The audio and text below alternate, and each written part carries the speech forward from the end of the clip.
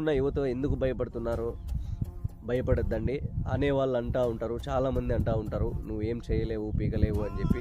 పీకి చూపించండి, ఇంకొకసారి అనడు. అంతే కదా. సమాధానం మీరు నోటితో చెప్పాల్సిన అవసరం లేదు. మీరు చేసి చూపించిన రోజు వాడే సైలెంట్ అయిపోతాడు. సో ఎవరేమన్నప్పటికీ కూడా మీరైతే స్పోర్టివ్గానే తీసుకోండి, పాజిటివ్గానే ఆలోచించండి.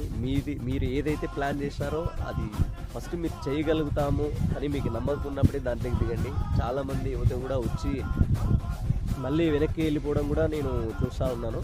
సో ఫస్ట్ మీకు ధైర్యం ఉండాలా. ఫస్ట్ ఆఫ్ ఆల్ మీకు ధైర్యం ఉండాలా. మీ ఫ్యామిలీని కన్విన్స్ చేసే ధైర్యం మీకు ఉండాలా.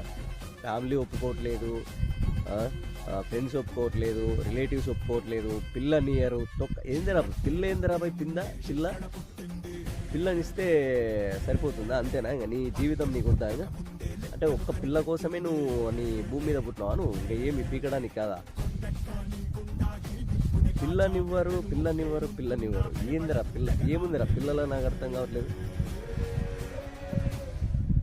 పిల్లనిస్తారని చెప్పి ఆడ ఏడో ఫ్యామిలీకి దూరంగా ఉండి 500-600 కిలోమీటర్లు ఉండి ఆడ ఎవరి కిందో పని చేసుకుంటా చచ్చేంత వరకు ఆడిపడింటావా? నీ సొంతం కష్టం మీద నువ్వు డిపెండ్గా నీకు ఇష్టమైన ఫీల్డ్లో నువ్వు చేయాలనుకున్నది నువ్వు చెయ్యి. నీకు ఏది ఇంట్రెస్ట్ ఉందో అది చెయ్యి.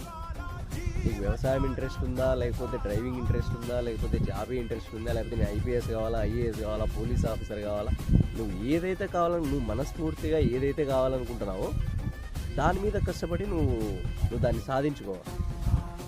అంతేగాని నాకు పిల్ల నీరు ఇంకోటి ఏరు, నాకు పిల్లనిచ్చే వరకు నేను ఆడే ఉంటా ఈడే పంట అంటే ఇంక ఏం పీకుతావు నువ్వు?